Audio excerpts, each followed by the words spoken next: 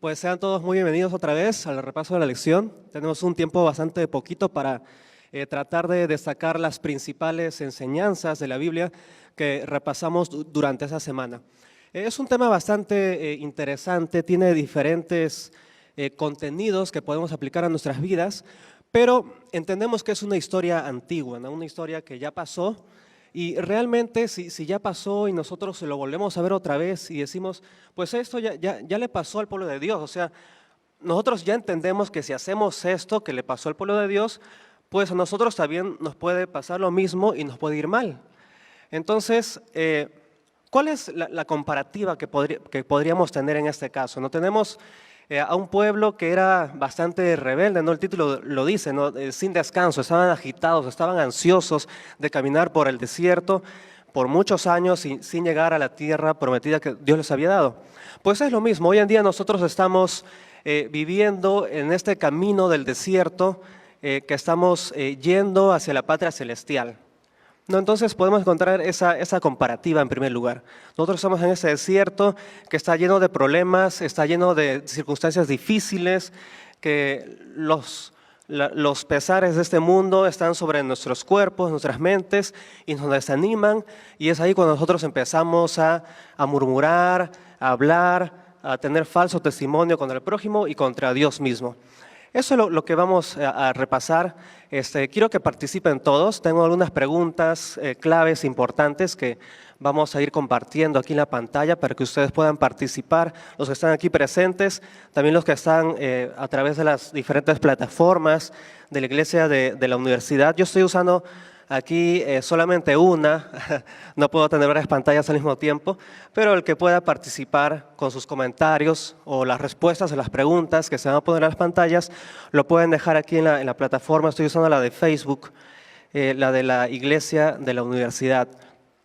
Así que, y los que están aquí presentes, va a haber gente que pueden acercarse con los micrófonos, no necesitan tomar el micrófono, solamente comentar lo que tengan que decir, tampoco quitarse el cubrebocas, ¿sí? Siempre tenemos que cuidarnos, ¿sí?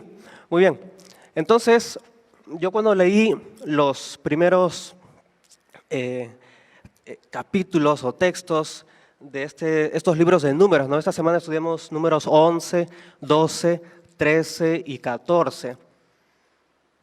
Vi en primer lugar cuando hice un resumen, una leída rápida, ¿no? De todo esto, vi que el pueblo de Dios pues caía una vez, se volvía rebelde otra vez, volvía a caer, volvía a pecar y seguía cometiendo el mismo error que ellos aparentemente eran diferentes, pero tenían un origen similar.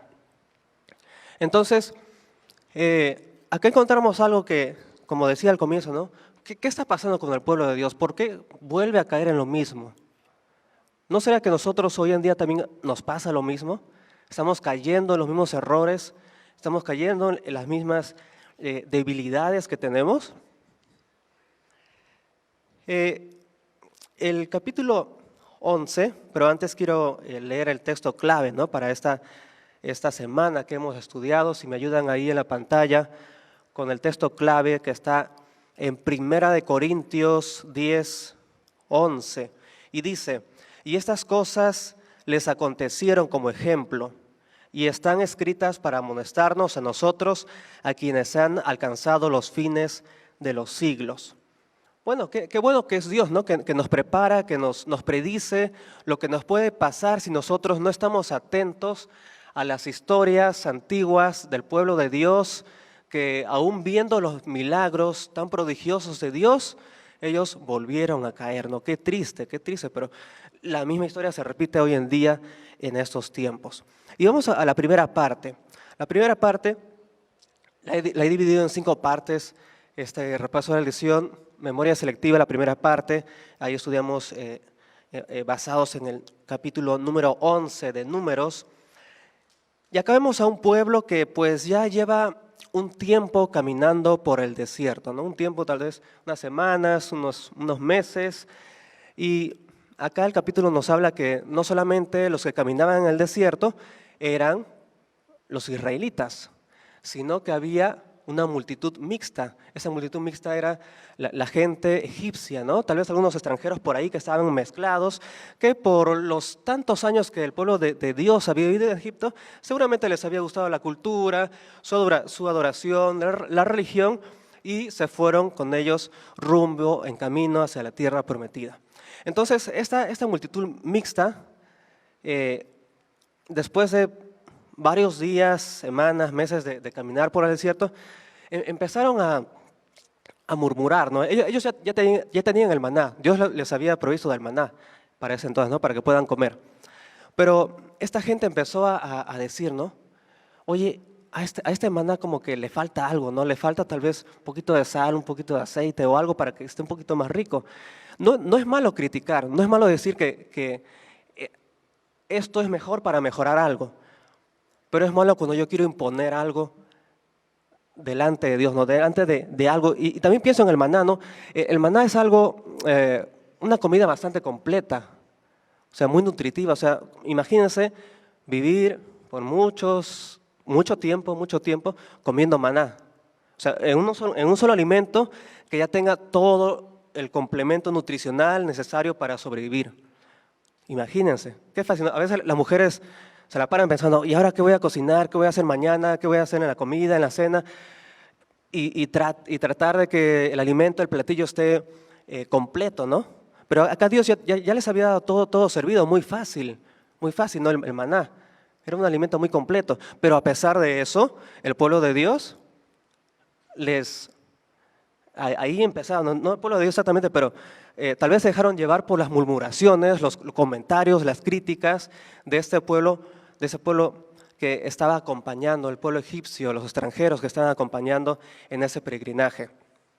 Entonces les empiezan a decir, mira, entonces ellos, ahí el texto dice, ¿no? Exactamente, acá hay unos ejemplos en el capítulo 11, aquí en el versículo 5, dice, nos acordamos del pescado que comíamos en Egipto de balde, de los pepinos, melones, puerros, cebollas y ajos. Entonces, yo quiero empezar con esta primera pregunta, si me apoyan con la siguiente diapositiva. Con esta, ¿realmente el pueblo de Dios extrañaba las comidas de Egipto? Realmente, o sea, estaba muy gustoso, muy rico la comida, o sea, porque ellos extrañaban. ¿Cuál era el problema principal aquí? Si alguien puede comentar, o aquí a través de las plataformas también lo pueden comentar. Realmente era lo exquisito de la comida, de lo que ellos extrañaban. Y pensemos en esto, ¿no? Ellos, o sea, como dice esta primera parte, ¿no? Memoria selectiva, solamente se acordaban de la comida, tal vez por lo bueno que era. Pero en mayor porcentaje o en el tiempo que ellos más pasaban en Egipto era esclavos, siendo esclavos. Y ser esclavo pues no es nada fácil, es difícil, o sea, yo no entiendo la verdad, pueblo de Dios, pero pasó eso, ¿no? O sea, que los azoten durante 8 horas o toda una jornada laboral y los castiguen, los humillen. Y ellos querían volver, ¿no? Porque querían volver a Egipto para comer esto. Entonces, ¿cuál era el problema principal aquí? ¿Realmente el pueblo de Dios extrañaba estas comidas de Egipto?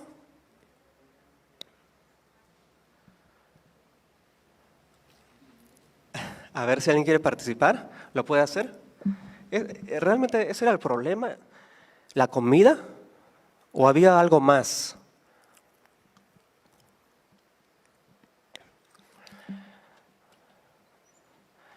Podríamos decir que de alguna manera sí, ¿no? Porque no soy nutricionista, pero tal vez comer todos los días lo mismo como que sí cansa, ¿no? Hablando humanamente, o sea, cansa comer todos los días lo mismo, aunque sea mi platillo favorito.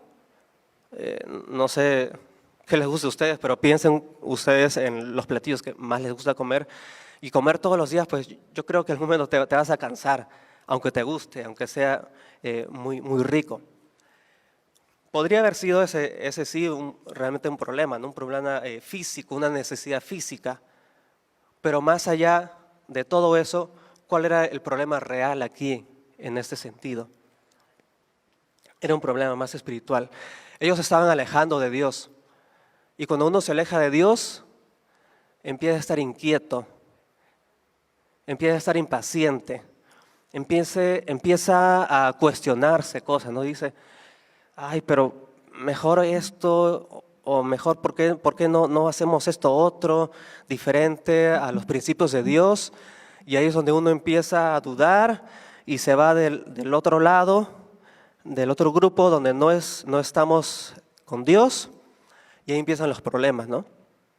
Aquí el principal problema fue que ellos estaban alejando de Dios.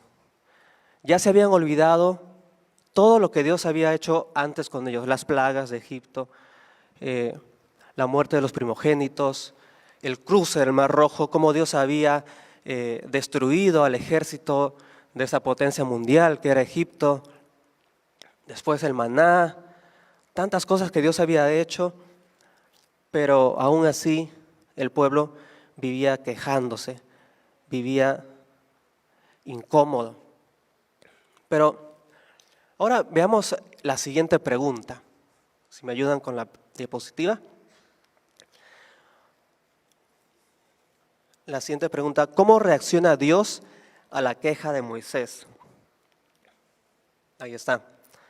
Ahí está el texto en Números 11, 17.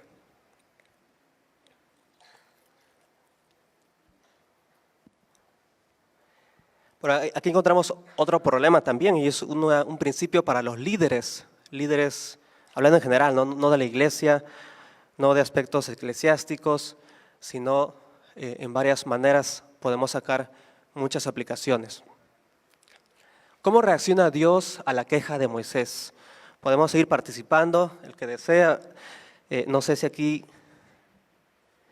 hay algunos comentarios, lo pueden seguir haciendo. Entonces aquí tenemos la siguiente parte, ¿no? ¿Cómo reacciona Dios a la queja de Moisés cuando el pueblo de Dios le dice, me imagino que eran decenas, cientos de personas, diciéndole a Moisés, por favor Moisés, queremos otra cosa, ya nos cansamos del maná, ya no queremos maná, ahora queremos carne. Eso era lo que pedían ellos, queremos carne. Y muchas veces nosotros a veces queremos otras cosas, ¿no? De las que ya Dios nos ha concedido, porque Él en su inmensa sabiduría sabe lo que realmente necesitamos y a veces pedimos más de lo que ya tenemos. Entonces aquí la pregunta es, ¿cómo reacciona Dios entonces a la queja de Moisés? ¿Cómo reacciona Dios? ¿Será que Dios pues acepta esta petición de buena manera? Porque Dios a veces dice no, a veces dice que esperemos un poquito más. ¿Algún comentario? ¿Cómo reacciona Dios? Dios, por supuesto, pues como un padre cuando le regaña, podríamos decir a su hijo, ¿no? Le dice, mira, yo te he dado esto, te he dado lo otro, te he comprado juguetes a un niño, ¿no? Juguetes, ropa, o alguien ya más adulto, mira, te he bendecido con una casa, con un carro, con una familia, y todavía me sigues pidiendo más y más y más cosas. Al comienzo Dios, por supuesto, reaccionó así, pero Dios ve que aquí había otro problema principal. Era un problema de liderazgo. Aquí Dios le llama aparte a Moisés, ¿no? Y le dice que reúna a 70 ancianos para que ese trabajo que él estaba teniendo, y me imagino que era muy pesado, ¿no? Y la Biblia dice que eran más de 600,000 hombres los que habían salido de Egipto, solamente hombres, ¿no? Eran más, por supuesto.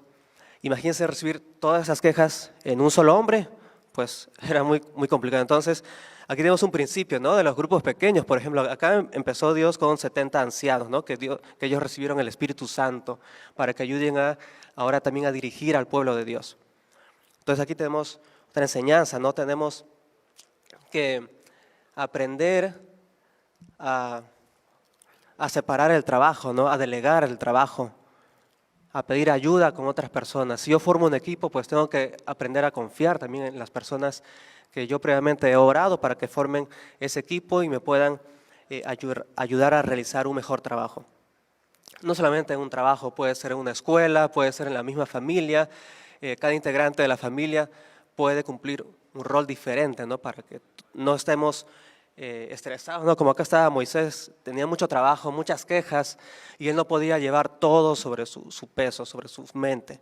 Entonces Dios aquí le dice que era necesario que distribuya su trabajo con otras personas. Bueno, vamos a ver la siguiente parte, ya el tiempo se nos va.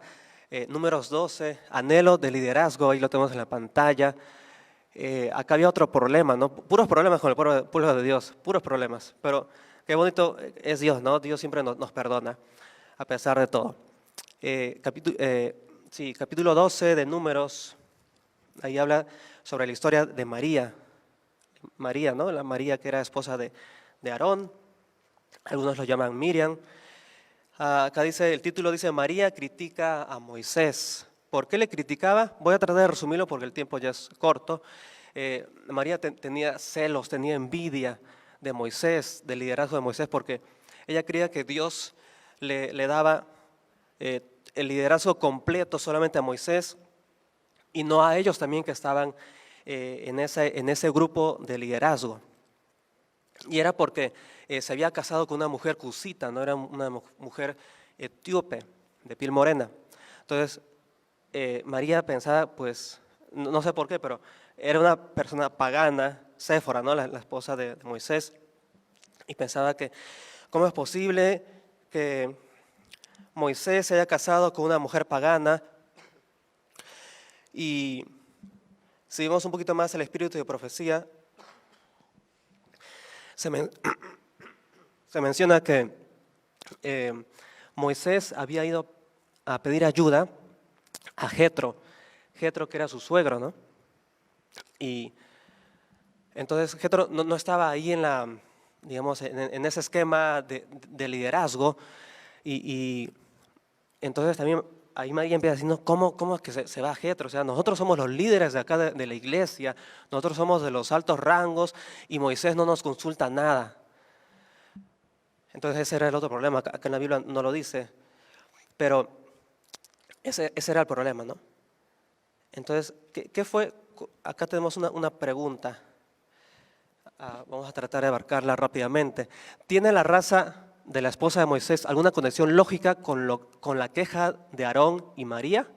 Aarón también, ¿no? O sea, el contagio fue mutuo, ¿no? María contagió esta queja, esta crítica también a su esposo Aarón.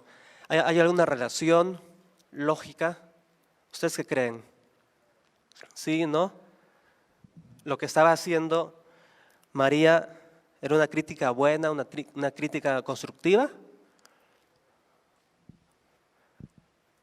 ¿Tenemos ahí un comentario? Muy bien, adelante. Ok, allá tenemos un comentario, si le pueden acercar un micrófono. Pues yo creo que aparentemente sí, ¿no? O sea, pero Dios transforma a los paganos, ¿no? Acá podemos sacar varias enseñanzas. A pesar que fue pagana esa persona, conoció el mensaje de Dios y se transformó al cristianismo. Hermano. Bueno, gracias, profe. Durante el estudio de esta semana estamos viendo un pueblo que se está quejando por la comida, pero también vemos que se encuentra un pueblo que se está quejando por el liderazgo de Moisés. Entonces anteponen prejuicios. En este caso, la pregunta que usted lanzó, si realmente porque la esposa de Moisés era madianita o dicen los estudiosos que posiblemente era africana y había un prejuicio, pero realmente lo que la lección nos dice y el estudio es de que hay personas que querían liderar también al pueblo de Israel y no solo era nada más la comida. Sin embargo, estas personas se quieren levantar en contra de Moisés y quieren liderar, pero están en contra de los planes de Dios. Entonces, ¿qué me enseña a mí la lección de esta semana? Que aunque el pueblo se estaba quejando, que aunque muchas veces en nuestras reuniones, donde nosotros nos relacionemos, posiblemente haya una deficiencia, nosotros no tenemos por qué atribuirnos el liderazgo cuando Dios no nos ha elegido, porque leemos en el versículo 2, dice, ¿acaso Dios también no nos ha dado ese don de profético, de liderar? Entonces, nosotros tenemos que tener mucho cuidado para cuando queremos anteponernos ante nuestros líderes y querer hacer las cosas como nosotros queremos.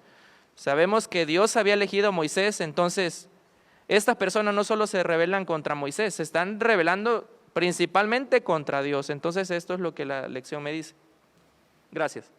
Gracias, hermano. Eso me recuerda, Elena de White, ¿se acuerdan? En una ocasión, la Asociación General le piden que vaya a Australia, ¿no?, para predicar el Evangelio, pero Elena de White había recibido previamente una visión, ¿no?, que no era prioritario ir en ese momento a predicar la palabra de Dios a ese país. Pero ella, pues como decía el hermano, ¿no?, por obedecer a los líderes de la iglesia de ese entonces, ella hizo caso. O sea, a pesar, siendo Elena de White, ¿no?, ella hizo caso a los líderes de la iglesia. ¿Cuánto aún más nosotros hoy en día debemos estar en esa misma situación, ¿no?, de obediencia a Dios? Dios elige los líderes. Claro, hay momentos que un líder puede fallar, somos humanos, es normal, pero Dios hará justicia, ¿no?, tendrá sus métodos, no podemos ir en contra de ellos. Vamos a pasar a la siguiente parte, ahí a la parte de descontento y rebelión. Vamos a saltarnos ahí una pregunta. Descontento y rebelión. Números 13. Bueno, otras historias más que encontramos aquí en esta semana. Acá tenemos, ustedes ya conocen la historia, yo creo que ustedes lo podrían repetir hasta de memoria, cuando estos 2 espías, soldados valientes, fueron a reconocer la tierra prometida. Y vamos rápidamente a la pregunta, en la siguiente diapositiva. Ahí vemos la siguiente diapositiva, dice, ¿el informe negativo te recuerda a algo? ¿Qué impresiones les causa esta historia de los 2 espías? De los 2 espías y su informe.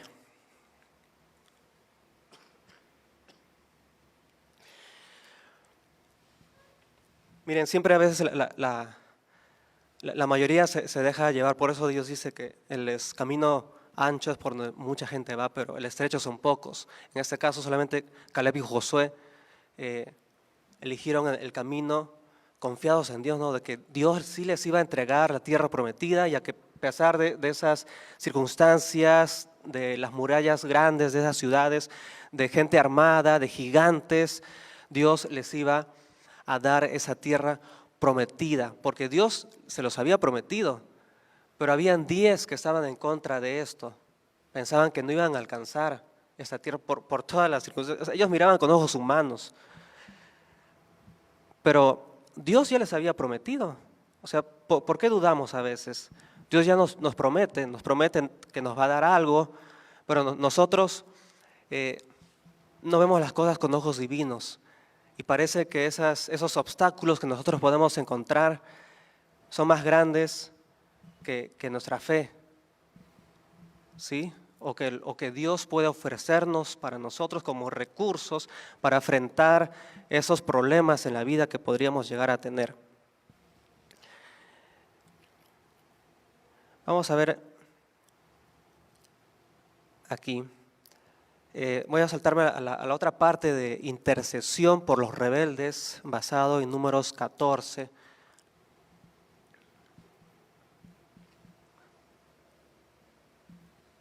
Acá me gusta, nada más voy a enfocarme en una parte. Al parecer Moisés, después de todos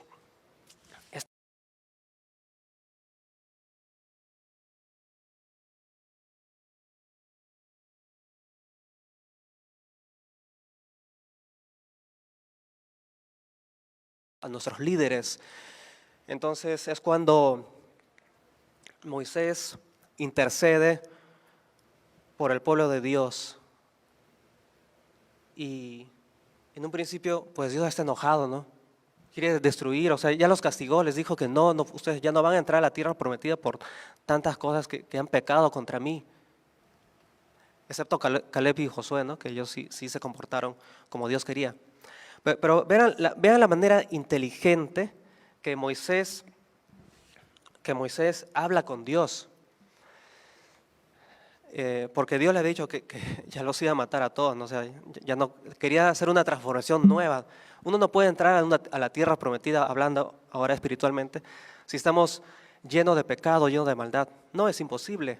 Por eso Dios quería tener una transformación completa, renovada, de este pueblo que estaba caminando en el desierto. Y qué interesante, ¿no? Moisés le dice, Dios, mira, y yo creo que él utiliza bastante la lógica, ¿no? Porque dice, Dios, mira, si tú acabas con este pueblo, tu pueblo, ¿qué van a pensar los egipcios? Que eres un Dios tal vez no muy decisivo, no muy firme, o que acompañas nada más por un cierto recorrido de la vida a tus hijos y después los dejas y se mueren en el desierto. Me pareció bastante interesante, ¿no? Que Moisés lo haya pensado de esa manera. Y es más, le dice, ¿no? Versículo 18 del capítulo 14 dice, el Señor es lento para airarse y grande en amor, que perdona la iniquidad y la rebelión, aunque no deja sin castigo al culpable, quien visita la maldad de los padres sobre los hijos hasta los terceros y los cuartos. Entonces, al parecer, Moisés está adulando a Dios, ¿no? O sea, él lo hizo de todo corazón, fue una oración sincera, por supuesto, pero Moisés, al final de esta conversación que tuvo, vean lo grandioso que es Dios, ¿no? Dios perdona al pueblo de Dios. Otra vez, ¿no? Después de toda esa rebeldía que él tenía, después de todo lo que habían hecho los israelitas, ¿no? Y tal vez acá hay un mensaje para nosotros. No sé cuántas veces hayamos caído, hemos pecado, pero Dios siempre está dispuesto a perdonarnos. Nunca olvidemos esto. Dios siempre está dispuesto a perdonarnos. Él te está esperando. Aceptemos ese llamado. Y vamos ya a la parte final del repaso de esta lección. Ahí vemos por el título, ejemplo para nosotros, en Números. Está basado en Números, el capítulo 14, los últimos versículos del 39 al 45. Aquí vamos a ver un poquito sobre esto de la fe versus la presunción. Y me mando con esta última pregunta para ir cerrando. La siguiente pregunta en la siguiente diapositiva dice, ¿por qué conquistar la tierra de Canaán se considera primeramente un acto de fe?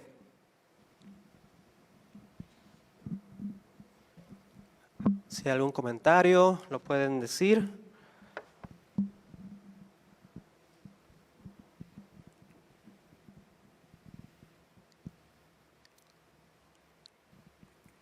Acá tenemos algunos comentarios que lo quiero leer.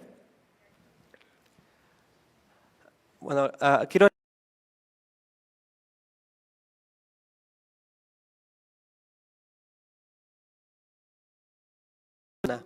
Por lo tanto, comían a llenar y aún los esclavos debían comer a llenar.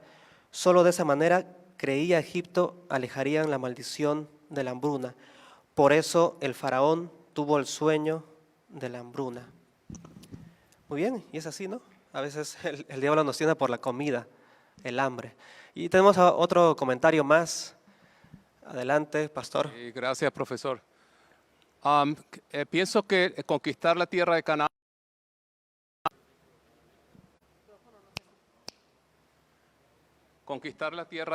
se considera un acto de fe en cuanto están siguiendo la promesa de Dios. Ellos avanzan en dirección a Canaán no siguiendo un plan suyo, sino un plan que Dios ha revelado por su poder, por su gracia, por su misericordia, con todas las condiciones en contra. Un pueblo sin preparación militar para conquistas militares, iban a tener muchos conflictos de ese tipo, no tenían una estructura desde el punto de vista humano para acometer esa tarea. Sin embargo, Dios había revelado que ese era el plan Y Él cuando promete, entonces también se compromete a que el plan que Él ha trazado va a tener éxito. Lo mismo sucede con nosotros en nuestras vidas. Actuamos en fe cuando dependemos y confiamos en las promesas de Dios. Cuando lo que Él nos pide que hagamos parece muchas veces imposible o hasta ilógico. Sin embargo, si Dios lo ha revelado, sigamos con fe ese plan y será un éxito. Eso fue lo que sucedió al comenzar la conquista de la tierra de Canaán. Muchas gracias. Y es así como lo dice el pastor, ¿no? Muchas veces nosotros queremos enfrentar nuestros desafíos en esta vida por nosotros mismos. Y no aprendemos todavía a confiar en Dios.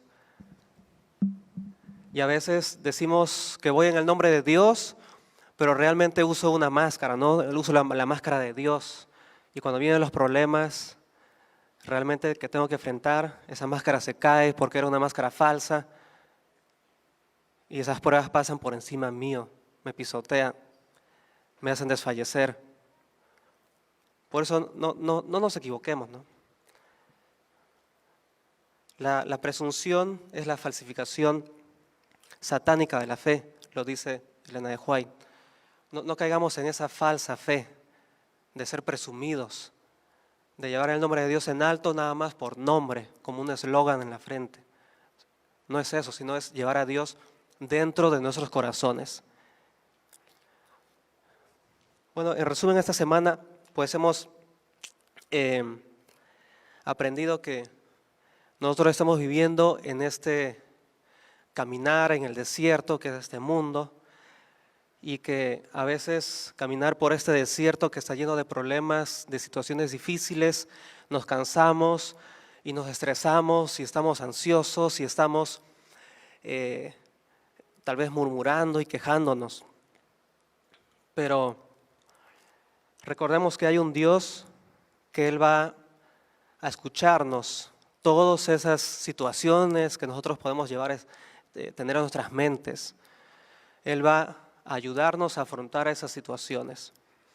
Recordemos que solamente en Dios vamos a encontrar el verdadero descanso a nuestras situaciones, a estas circunstancias. Y si hayamos caído en el pecado, en el desánimo y hemos murmurado con Dios, recordemos que si nosotros volvemos a Dios, Él nos va a perdonar. Y si caemos, nos va a perdonar. Y si volvemos a caer, Él nos va a seguir perdonando, como lo hizo con el pueblo de Dios. Que esa experiencia del pueblo de Dios nos pueda a nosotros ayudar hoy en día a mejorar nuestra vida espiritual y nos ayude a que pronto podamos estar cerca de la morada de Jesús. Que Dios te bendiga. Amén.